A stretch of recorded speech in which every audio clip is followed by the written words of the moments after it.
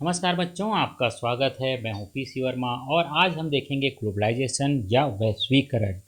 तो बच्चों, हमने पहले देखा हुआ है कि वैश्वीकरण किस प्रकार से होता है, किस प्रकार से वैश्वीकरण को फायदे मिलने वाले कारक होते हैं और किन कारणों से वैश्वीकरण होता है। आज हम देखेंगे कि वैश्वीकरण का प्रभाव क्या होता है विभिन्न प्रकार की परिस्थितियों में। तो बच्चों, हमने पहले देखा है जो वैश्वीकरण है वो पूरी दुनिया को एक जगह लाता है। अलग अलग जो राष्ट्र हैं, जैसा आप देख सकते हैं,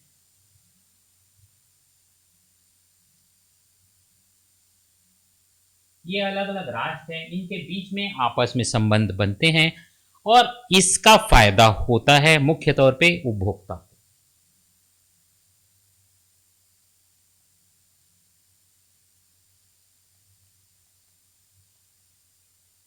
ये कैसे होता है? उपभोक्ता को एक तो वस्तु अच्छी मिलती है,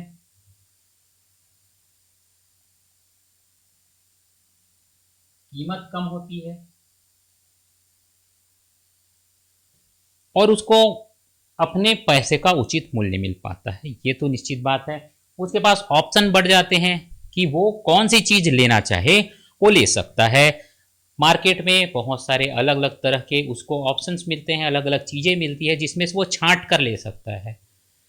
पूरी दुनिया की वस्तुएं उसको मिलती है, तो उपभोक्ता के लिए तो ये फायदेमंद है। जो उपभोक्ता होता है उसे अच्छे प्रोडक्ट मिलते हैं और वेरीफाइड प्रोडक्ट मिलते हैं जो कि बड़ी कंपनियों के द्वारा बने बनाए प्रोडक्ट है, तो निश्चित तौर पर उनमें क्वालिटी बहुत अच्छी होती है। तो उपभोक्ता जो हैं उन्हें फायदा होता है, उनको लाभ होता है। लेकिन इसके कारण जो यहाँ पे काम करने वाले कर्मचारी हैं वो बहुत हद तक फायदे में नहीं होते। जो कर्मचारी हैं,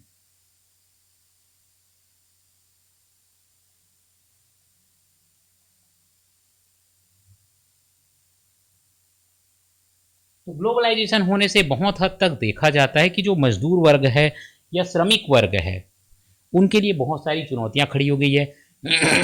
एक तो जैसे कारोबार जो होता है, जो स्थानीय कंपनी कारोबार करती है तो वो श्रमिकों के नियम से बंधी होती है। अलग अलग तरह के नियम जो सरकार की ओर से बनाए जाते हैं उसका वो पालन करती है। जो छुट्टी देना है, उनको वेतनमान देना है, पारिश्रमिक जो है, वो सारी चीज़ों के लिए जो स्थानीय कंपनियां हैं वो बंधी होती है। जो मल्टीनेशनल कंपनियां होती हैं उन्हें कुछ हद तक छूट होती है, कुछ हद तक वे अपने नियमों को अपने आधार पर बना लेते हैं। साथ ही साथ जो रूल्स होते हैं, छुट्टी का नियम और अन्य प्रकार की चीज़ें जो हैं वो उनको सही तरीके से नहीं मिल पाते। अब क्या होता है, इसमें जो स्थानीय कंपनी होती है उनको कंपटीशन करना पड़ता है बड़ी कंपनियों से।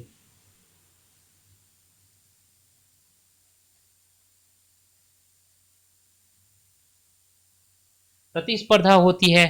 तो स्थानीय कंपनी जो होती है ग्लोबल मार्केट में जो बड़ी कंपनियां उपलब्ध हैं उनके पास कच्चा माल उपलब्ध होता है, पूंजी बहुत होती है उनके पास। तो लोकल स्तर पे जो एक कंपनी है कहीं से सामान मंगाती है, कच्चा माल मंगाती है और प्रोडक्ट बनाकर मार्केट में देती है। वहीं जब मल्टीनेशनल कंपनी होती है तो वो जहाँ पर उसको सुविधा होती है, जहाँ उसको फ़ायदा होता है, वैसे स्थान से वो प्रोडक्ट लेती है।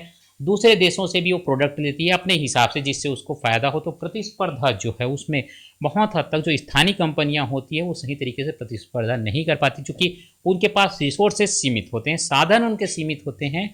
और जो बड़ी कंपनियां होती हैं उनके साधन अनलिमिटेड होते हैं, उनके जो श्रम बल है वो भी अनलिमिटेड होता है। जो श्रमिक हैं साथ ही साथ उनके कारोबार का क्षेत्र बहुत हद तक फैला होता है, पूंजी उनके पास उपलब्ध रहती है क्योंकि उन्होंने दूसरे देश से निवेश किया हुआ है, पूंजी उनके पास भरपूर मात्रा में होती है। तो वो अधिक से अधिक प्रोडक्ट और साथ ही साथ ऑफर्स भी देते हैं लोगों को। जो उपभोक्ता होता है उनके लिए उनके पास ऑफर्स होते हैं कि आपको इतनी छूट मिलेगी, आपको इतनी जल्दी मिलेगा। इस तरह की कई चीज़ें होती हैं जिसके कारण उपभोक्ता उससे अधिक से अधिक प्रभावित होते हैं और उनके चीज़ों को खरीदते हैं। लेकिन स्थानीय कंपनियों के पास ये सारे अवसर नहीं होते। उनके पास टेक्नोलॉजी है वो भी पुरानी होती है, बहुत हद तक वो अपग्रेड नहीं होते। यदि वर्ल्ड लेवल पे अपग्रेड करना है, यदि उन्होंने अपग्रेड किया भी, तो जो मल्टीनेशनल कंपनी है या बड़ी कंपनी है, वैश्वीकरण हो चुका है, तो वहाँ पे उस कंपनी के पास अगर कोई नया प्रोडक्ट आता है, नया मशीनरी आती है, तो तुरंत उसको रिप्लेस कर दिया जाता है और पुराने मशीनों को हटा दिया जाता है क्योंकि पूंजी भी इनके पास होती है। तो बहुत हद तक जो कंपनियां, स्थानीय कंपनियां प्रतिस्पर्धा नहीं कर पाती। इसी प्रकार से जो कर्मचारी हैं उनके पास भी ऑप्शन कम होता है, क्योंकि जो मल्टीनेशनल कंपनियां होती है उनके पास बहुत हद तक टेक्नोलॉजी होती है, साथ ही साथ श्रमिक होते हैं। तो टेक्नोलॉजी होने के कारण छटनी इत्यादि की भी संभावनाएं बहुत ज़्यादा बढ़ जाती है। जैसे कोई नई टेक्नोलॉजी आई तो उन्होंने कुछ मजदूरों को निकाल दिया, उसके स्थान पे मशीन काम करने लग गई और साथ ही पैकेजिंग इत्यादि के लिए भी मशीनरी आ गई, तो अब आवश्यकता नहीं लोगों की। और बहुत सारी कंपनियां जो हैं वो, जैसे मान लीजिए दूसरी कंपनी उसने टाई अप कर लिया, जो जैसे जूता बनाने वाली कंपनी है, किसी ऐसी कंपनी के साथ उन्हें टाई अप कर लिया जो कि सामान को घर घर पहुंचाती, ई कॉमर्स की कंपनी है। तो दो कंपनियां आपस में मिल गई और उन्होंने टाई अप कर लिया कि हम सामान बनाएंगे, आप सामान पहुंचाएंगे। तो फिर बीच का जो व्यवस्था है, जो सप्लाई चेन जो होता है, अर्थात जहाँ पे उस कंपनी के द्वारा लोगों के बीच वस्तुओं को ले जाया जाता है, तो ऐसे लोग बेरोजगार हो जाते हैं।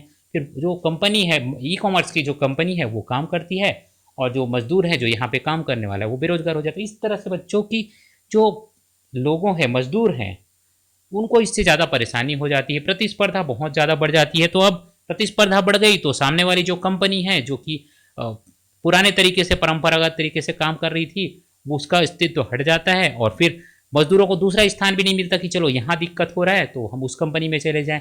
अब एक छत्र राज हो जाता है, जिस कंपनी में वो हैं वहाँ पे काम करेंगे। अब उनको अगर वेज कम कर दिया जाए और सुविधाएं भी कम कर दी जाए तो मजबूरी में फिर उनको कई बार काम करना पड़ जाता है। और इस प्रकार की स्थितियां देखते हुए सरकार ने भी कुछ नियम बनाए हुए हैं कि किस प्रकार से मैनेजमेंट किया जाए। लेकिन कुल मिलाकर देखा जाए तो ये जो तरीके होते हैं मल्टीनेशनल कंपनी, ये कर्मचारियों के लिए बहुत हद तक अच्छे नहीं कहा जा सकता है। और इससे क्या होता है कि जो धनिक वर्ग है उनका धन जो है वो बढ़ता जाता है, लेकिन जो मजदूर वर्ग है उन्हें असंगठित और अनौपचारिक रूप से होना पड़ता है, क्योंकि मल्टीनेशनल कंपनी आ गई तो वहाँ पे उनके नियम चलेंगे।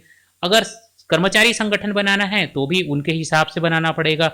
मल्टीनेशनल कंपनी में पूरी दुनिया के नियम के हिसाब से उनको श्रमिक संगठन बनाना पड़ेगा और उस हिसाब से उन्हें अपना काम करना पड़ेगा। तो ये बहुत सारी चीज़ें हो जाती हैं जिनके कारण परेशानियां होती हैं। इसके अलावा जो पर्यावरण है, पर्यावरण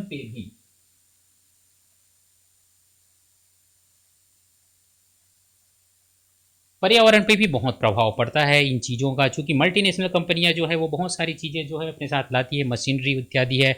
और इसी के साथ साथ जैसे गाड़ियाँ इत्यादि बनाने वाली कंपनी है जहाँ से धुआं इत्यादि निकलता है, मानक तो होते हैं, इनके पास मशीनरी भी होती है, लेकिन यदि मशीन ही बढ़ गए तो निश्चित तौर पे पर्यावरण पे प्रदूषित पानी जाएगा, प्रदूषित जल जाएगा और उसके कारण पर्यावरण प्रदूषित होता है। एक तरह से औद्योगिकीकरण का ही एक रूप ये हो जाता है कि चीज़ें तो बढ़ती हैं, उत्पाद बढ़ते हैं, तो उत्पाद बढ़ाने के लिए आपको कहीं ना कहीं पर्यावरण से कुछ चीज़ें लेनी पड़ेंगी। प्राकृतिक संसाधन जो है, यदि कहीं पे फैक्ट्री लगाया जाएगा तो बहुत बड़े एरिया को खाली किया जाएगा, जंगल इत्यादि हटाया जाएगा, नदियाँ इत्यादि जो हैं वो हटाई जाएंगी। तो इस प्रकार से पर्यावरण पे भी बहुत प्रदूषण होता है वैश्वीकरण का।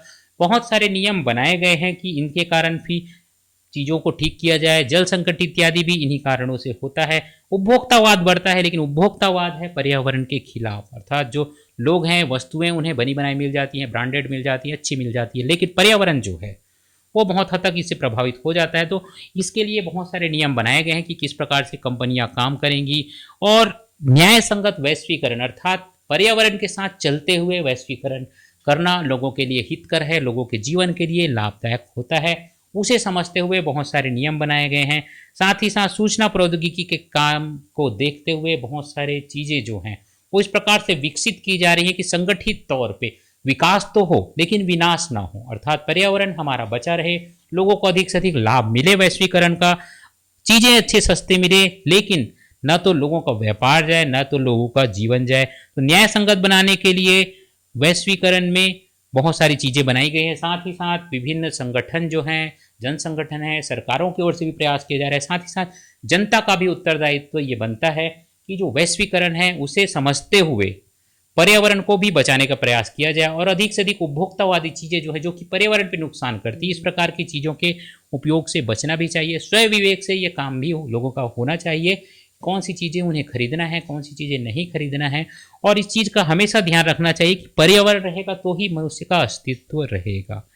तो उत्पादन जो है संगठित तौर पे किया जा रहा है और इन चीज़ों का भी ध्यान रखा जाता है। मानक जो है, पर्यावरण को सुरक्षित रखने के मानक जो हैं उनके ऊपर भी बहुत हद तक जोर रख दिया जाता है, सरकार की ओर से नियम बनाए जाते हैं, तो पर्यावरण को क्षति ना पहुँचे और साथ ही साथ विकास भी हो जाए, ये बहुत आवश्यक है।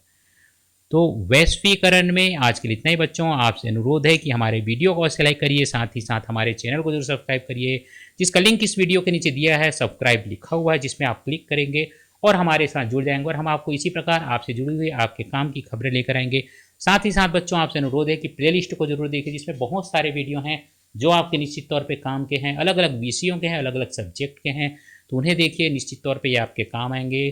तो इसमें आज के लिए इतना ही साथियों। मैं पीसी वर्मा आपसे विदा लेता हूँ। जल्द ही आऊँगा नया वीडियो लेकर और नई जानकारियाँ लेकर, तो हमारे साथ जुड़े रहिए, हमारे चैनल को जो सब्सक्राइब करिए। तो आज के लिए इतना ही बच्चों, मैं पीसी वर्मा आपसे विदा लेता हूँ। धन्यवाद, नमस्कार।